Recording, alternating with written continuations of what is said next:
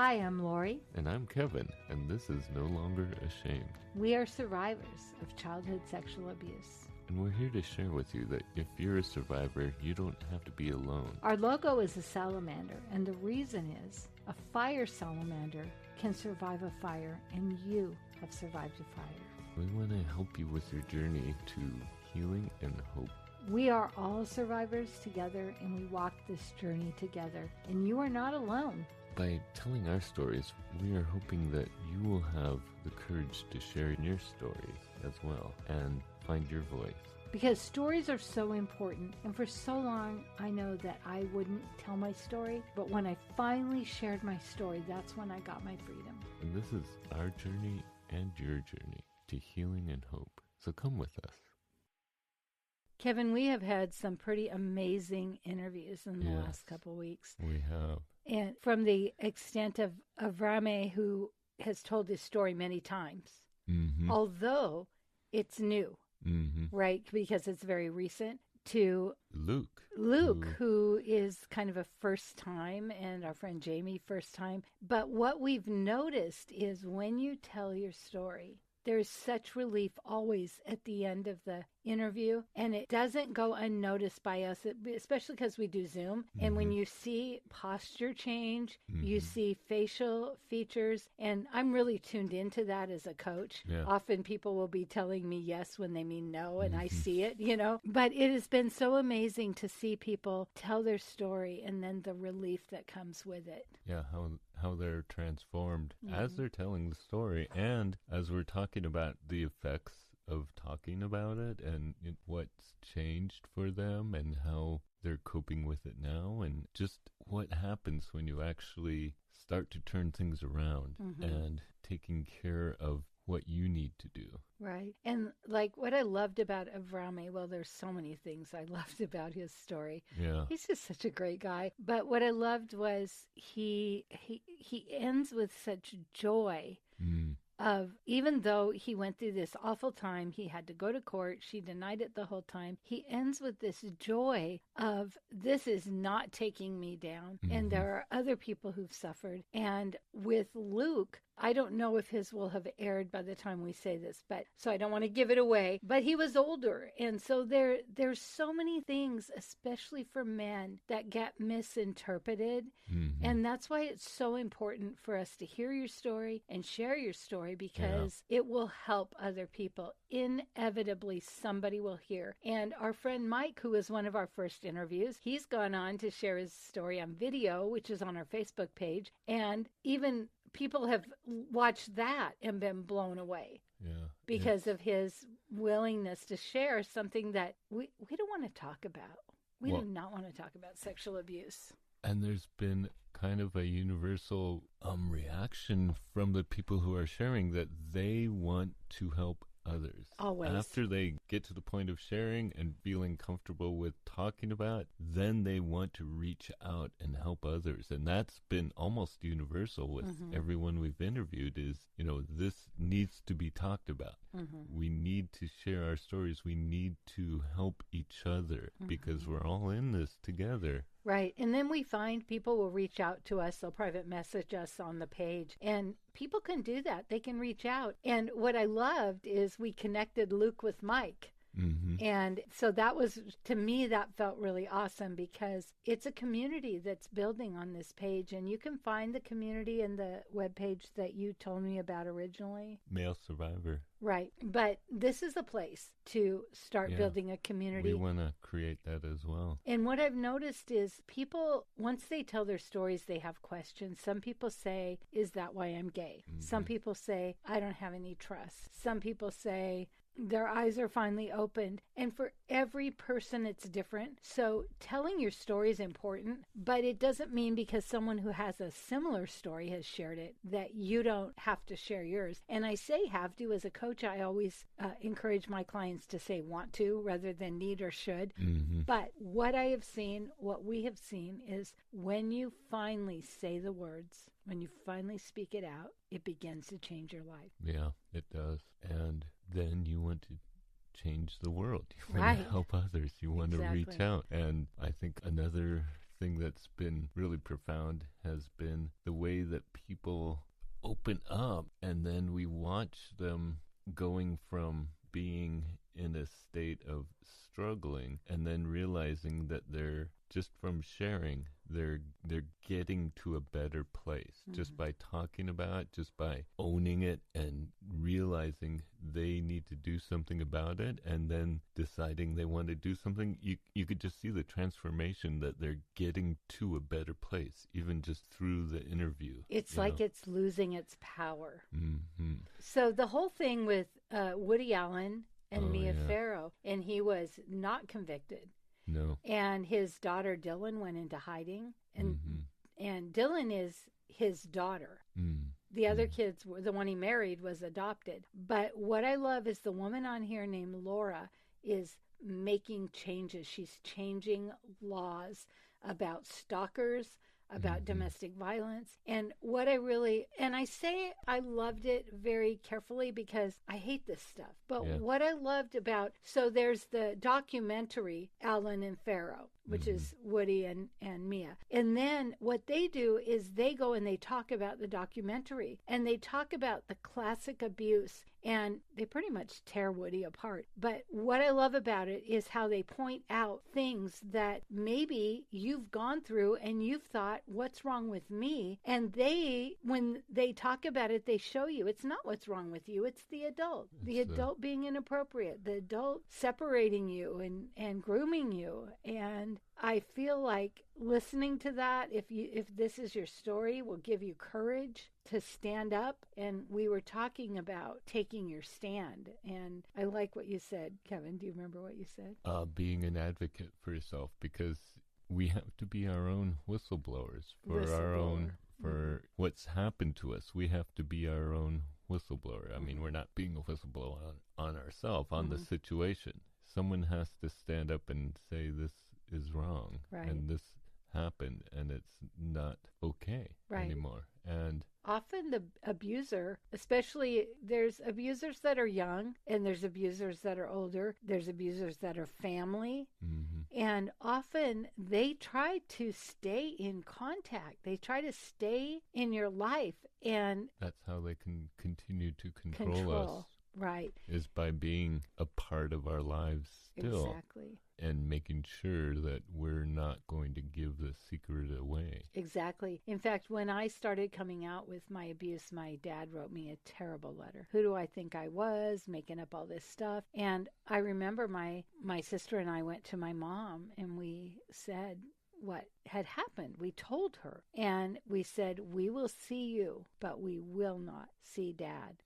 And I'm not kidding you. Within 5 minutes, she's trying to get us to come over and see them both. Yeah. And it is such, often the other partner sort of facilitates it by accident. But with Mia Farrow, she knew something was wrong, but he was so brilliant at saying, you're crazy. And he was trying to get custody. He had money, but she videoed everything. And the one thing that his daughter Dylan said that really touched my heart, because I never thought of this, is she said, Mommy, you didn't protect me. She said, did your daddy do this to you?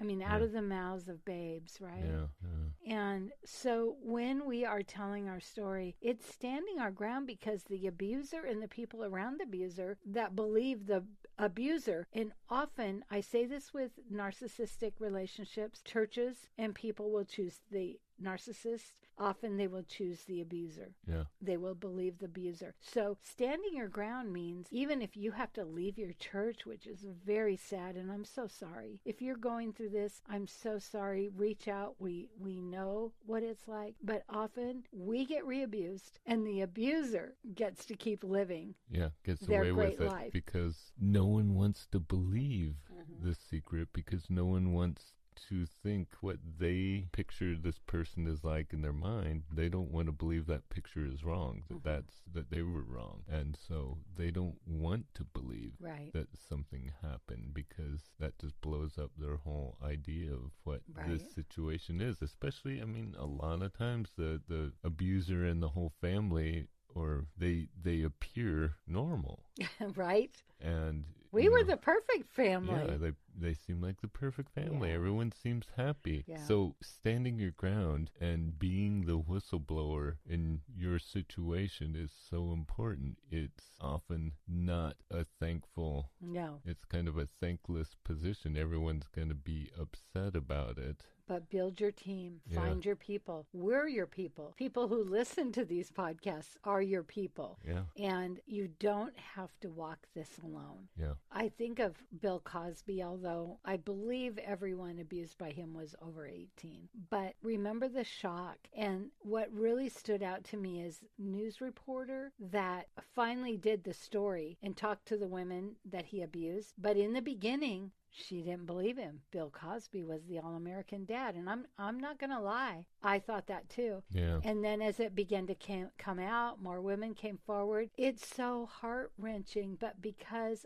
I had been through it, I would say if they ever called me, which they wouldn't because I don't know them, but I would say, I believe you. But people did not believe him. And that's the whole thing of coming out later, like Avrame said, you know, he was an adult when he finally came against his accuser because no one's going to believe you. That's what you think. No one's going to believe you. And then even in the last moments when she was convicted, she denied and said, I'm sorry you need all this attention.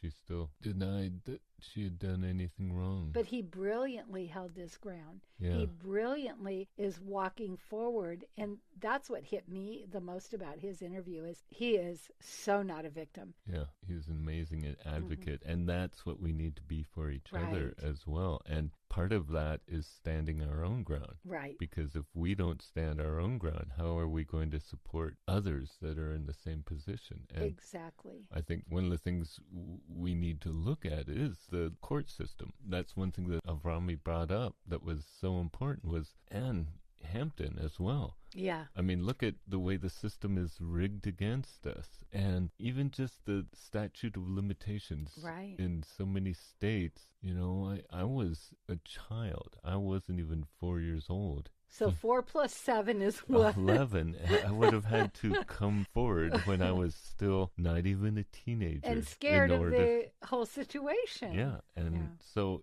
there's these laws that are just stacked against us that we need to work on. We need to advocate for each other. And when we come out with our story, we can do that.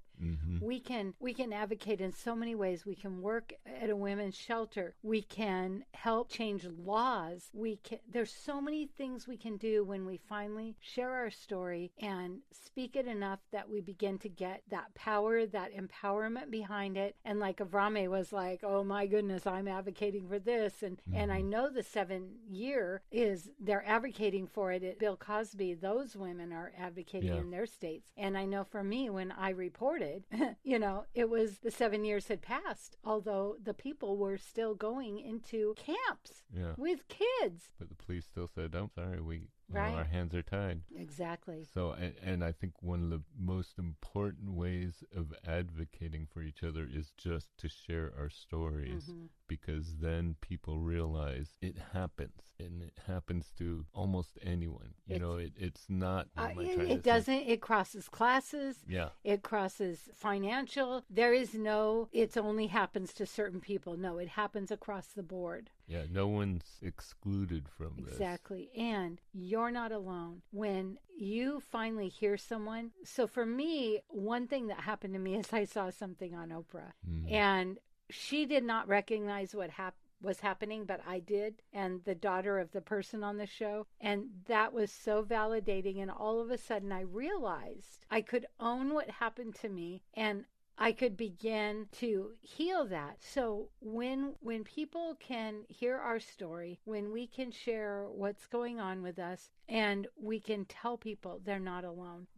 I don't know the statistic, but I'll tell you what. I mean, I work with a lot of people in recovery, and I think most of them have suffered from domestic violence or childhood sexual abuse. It's like it sets us up to be abused by other people.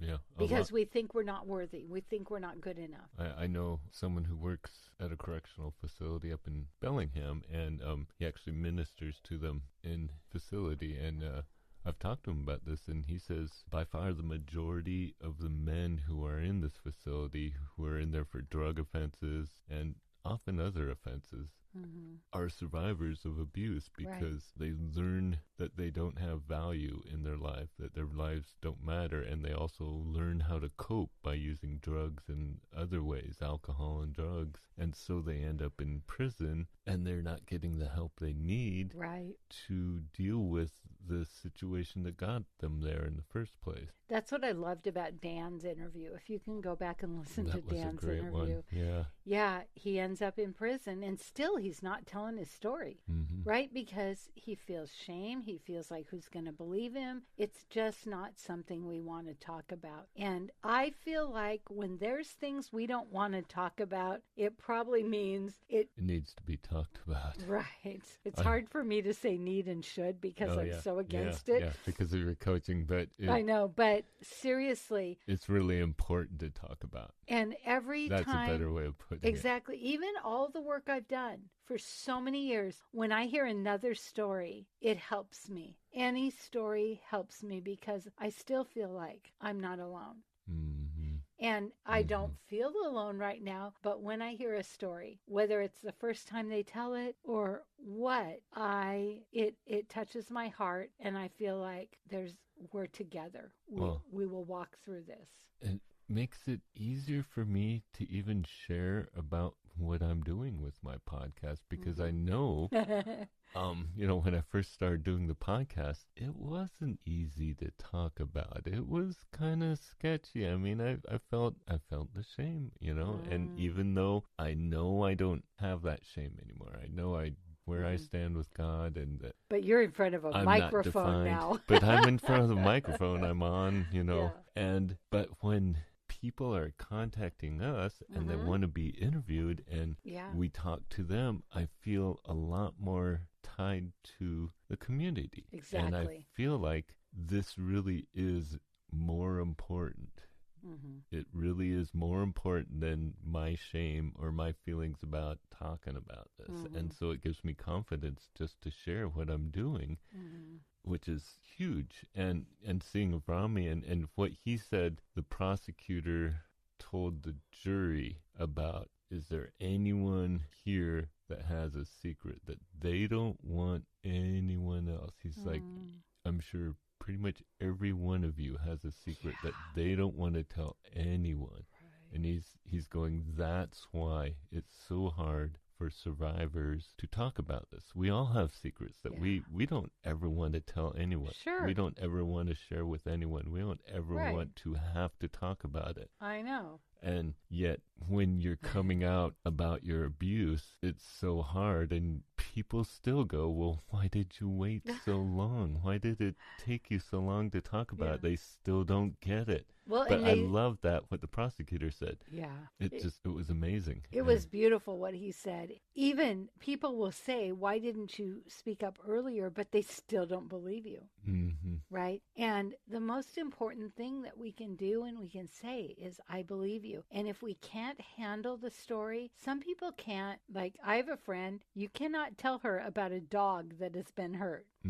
She's like, nope, because she's empathic. So you may want to tell your story, but also if you're hearing a story and it's too much for you to handle, the best thing is to be like, I believe you. How can I support you? Let's go find somebody that can hear the story. Because often when we tell our story of abuse, we're not crying and all the emotion you would think would go with it. We've numbed so much that we tell it in a way that it's almost like it's somebody else. And so people think, oh my gosh, what is wrong with them? They're not even crying. Well, how can we when we have stuffed it and numbed it and held it in for so long? Yeah, we've had to bottle up our emotions.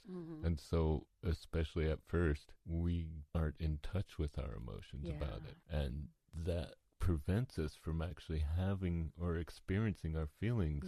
And so it takes a while to get there sometimes with some people. I know for me it did. But so I think the most important thing about being an advocate is you're not just an advocate for yourself. You're going to be an advocate for all those other survivors that need to hear someone talking about this so they can feel like they can talk about it. Right. So you talk about it, then they reach out and they tell you about their abuse. So it's a back and forth. And I remember when I was going through, it wasn't called Celebrate Recovery, but that's what it was. Mm-hmm. That's what it's become now. And I remember this is how I felt. My heart, because I was having to face all these issues with people that I thought cared about me. I felt like if you were to put out your finger and put silly putty on it, how it would just droop. I felt like that was my heart. My heart was just drooping and, you know, like there was no protection around it. And what I started to realize is, in the beginning, it feels so vulnerable, and that's what it is. But as we get strong, as we hold our ground and we say, no child deserves this. No one deserves this. Even if you're a hyperactive, bouncing off the wall kid, you do not deserve any type of abuse. Even if it happens to you at an older age. Right. Even if you're not a child, even if you're a teenager. 20s, it's still abuse. It's still wrong. So here's something, Kevin, I don't know if I've told you, is, you know, we're childhood survivors, but it's very possible because of my abuser that it went on into my 20s. Because I didn't know. I could say no. I didn't know. I had power, and that's been so hard for me to say or admit, because I think, like, if I told you, I was 22, it's like, what the hell? You were old enough. But when you don't know, you don't know. Especially when we've been groomed and taught. And controlled. To be the survivor. And you think of Woody Allen. He married his foster daughter, or his adopted daughter, and he groomed her. Yeah, while she was a child. Exactly. And now she's a grown woman, and it might be hard for her to see that. But, you know, there is a lot of evil in this world. And I think what is hard, I heard somebody say today that how could God allow this? And the thing is that God doesn't allow it. He gives us free will. So if I have free will, then my abuser has free will. And if I say, don't give him free will, then how can I say, don't give him free will, but give me free will? Yeah, we all have free will. And so we all could make the choices that are either good or evil. Yeah. And unfortunately, sometimes we're taught bad choices, and so we make those bad choices. Right. Sometimes there's just, we choose to be bad. Right. I think one of the things that really helped me recently since we've been doing these interviews is just realizing people are sharing their hearts and souls and these stories that I know are hard to talk about with us, and I haven't ever met any of them before. And I find that just amazing that they're opening up to us. Right. And you've met some of them before, Lori, but some of them have just kind of contacted us out of the blue, and yet they're willing to share their deepest secret, and they're also willing to share it on the podcast with you who are listening. And the courage of these people is just made me inspired. How many times do we say to Luke, you're so brave? And it's true. It's true. Yeah. Especially some of them, these are some of the first times they've ever talked about it. Right. And so it's been inspiring. But I want you to know that it snowballs. It's a snowball effect. The more people share, the more people want to share, and then more people will be sharing. And I feel it's inspirational. It inspires people to say, yes, I want to tell my story. I think my story matters too. If my story will help someone, I want to tell it. Yeah, and that's why we want to talk about being an advocate, standing up for your story. And something that I experienced is, I think early on, I think I tried to tell someone. I think I tried to tell a teacher, and then the teacher tried to talk to my family, and it turned out making it worse for me. And that was in a time when we didn't understand abuse. But even if you've tried to tell as a child and people didn't believe you, as an adult, tell your story. Tell it to us, because we will believe you. Yeah. find the people that you can trust, that will listen to you, that will believe you. It will snowball. It will start to snowball in your life, and you'll find other people that will want to share their stories too. I mean, I've had that happen. People come up to me and say, when I shared in church, people came up to me and said, I can't believe you talked about that. That made me so happy. Yeah, I've been hiding this all my life, and now I know I'm not alone. Right. And if you're in a situation where people don't believe you, don't give up. Move on. Find somebody else that will believe you. Because often in a family, they have a lot invested. And so they might say, I've seen both ways, where a parent will say, oh my gosh, I didn't know, and they'll be so sorry. Then there'll be the parent that's like, you're making this up. And why would you say that? That's a terrible thing to say. Exactly. And honestly, if I was going to make something up, it wouldn't be this. But people don't always want to have to believe it. Yeah. So yeah, we believe you, though. And I love that we've been having people that have been listening to us, contacting us and sharing their stories and being willing to share it on air. So I thank you, all of you. And if you reach out and you're not ready to tell your story, you don't have to. Yeah. But reach out. And what I've noticed is people that we've interviewed are starting to connect with each other. Yeah. Because they share their story and somebody else is like, oh my gosh, wow. You know, and I think there's so many different avenues. You know, there's trafficking, there's abuse, there is family, there's friends, there's relatives. I mean, there's so many ways that this can play out. And I know for me, this is what happened to me. When I had repressed memories that now they think are that we were programmed. But when I started remembering, I, of course, first thought something was wrong with me. But as I walked through this, and then there was a time when even Dr. Dobson did a story on false repressed memories, and my parents were all over that. But I stood up for myself and what I believed in, and I didn't succumb to, oh, I must be wrong. Oh, I must have misunderstood. You know, that's what an abuser wants to do, is they want to confuse you. So you didn't listen to those voices that were telling you were wrong. Right. That what you were saying was made up. Yeah, gee, you have false repressed memories. Oh, isn't that convenient? Yeah, and I think part of standing up for yourself is also getting the help you deserve. Finding not only the people that will listen to you and believe you, but finding the help that you need that can help you to get to healing and help you get to the place of hope, because it's not easy to get that help, especially for men. Men feel like they're a failure, or asking for help feels like it's a weakness. And so and you have to stand up for yourself. You have to be brave and ask for help. It's hard to ask for help, especially for men. And so part of being an advocate is doing that. Getting the help you need, finding the people that can help you, and realizing that you do need help, that you do have issues, and you want to address those issues. That's also standing up and being an advocate for yourself, is realizing I have these issues and they're not working anymore. I need to deal with them. Right. And if you have a counselor that doesn't click with you, don't give up. Find a new counselor. So my sister had a counselor for her pretty much entire life. Mine kept leaving and moving. And I remember that when the second one moved away, she met me out in the yard. She was like, I was afraid you'd turn and drive away when you saw the for sale sign. And so those things will happen.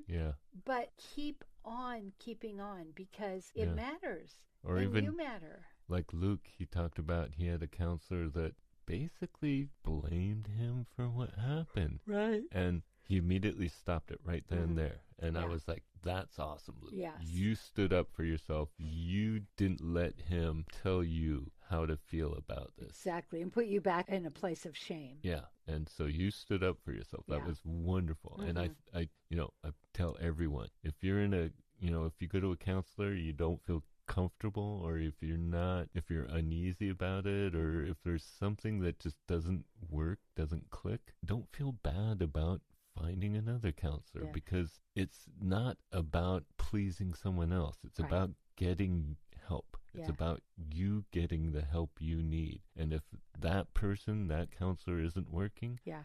it's okay to find another one, And to find someone else that what you helps. what you said about don't feel bad, you might feel bad because we have a lot of guilt and a lot of shame, but it is okay. And the saddest thing to me are the people that say, I tried that, it didn't work. I went through so many counselors because I don't know why, if it was where I lived, but they kept moving on, you know, and it was really hard. And then to watch my sister have the same one who had walked life through her. And so just knowing that you are worthy, that you deserve to have someone to listen to you and believe you. And maybe I've said this before, but every time I left one of my favorite counselors, she was with Lutheran Community Services. I loved her so much. And I would get to the ferry line because I lived on Whidbey, and I'd sit in the ferry line and I'd think, okay, why would she lie to me? Because she thought I was amazing. And I'm like, why would she lie to me? Why would she make that up? You know, and then I had to think, okay, she's a professional counselor. She probably wouldn't make stuff up. I mean, it took me a whole process for me to believe that she actually believed me. And not only did she believe me, she thought I was an amazing person. Yeah. And I did not think that. Well, and I think you need to hear that, that you are amazing because you're a survivor. Yes. You've been through this. You've made it through. A lot of us have made mistakes, taken bad choices as far as how we coped and so forth, but you made it through. You survived.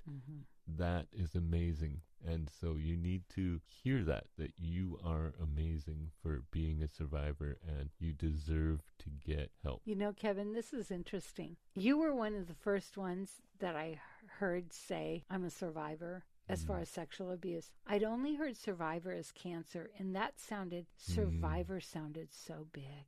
Wow. I survived. It felt like this huge, big word. But then when I thought about sexual abuse, it's like survive, right? Like it didn't have the power, but it does have the power. Yeah. When you think about what people have to do, they have to dissociate. They have to let go. They have to submit. All the things as survivors that we have to do is amazing that we made it through that. Yeah. And when you think of so many people that have been through it and they don't survive, they end up, I know, either on the streets. I mean, I know a lot of homeless people are there because they're there. Well, that was Dan. Yeah, they're there because their home prison was not and safe. Homeless and that's why they're there. Is it's safer than where they came from. So just the fact that you've gotten through this and made it without it means you're brave, not weak. And yet in the Bible it says that God works through our weakness, and I feel like it's like what we think is weakness, because that's been a hard thing for me. Is I feel like vulnerability is weakness, but more and more I realize that that's strength. Yeah, vulnerability takes a lot of courage. Yes, it does, and bravery and wisdom. And I will tell you, and I've said this before, I would never cash in my childhood because I love who I am today.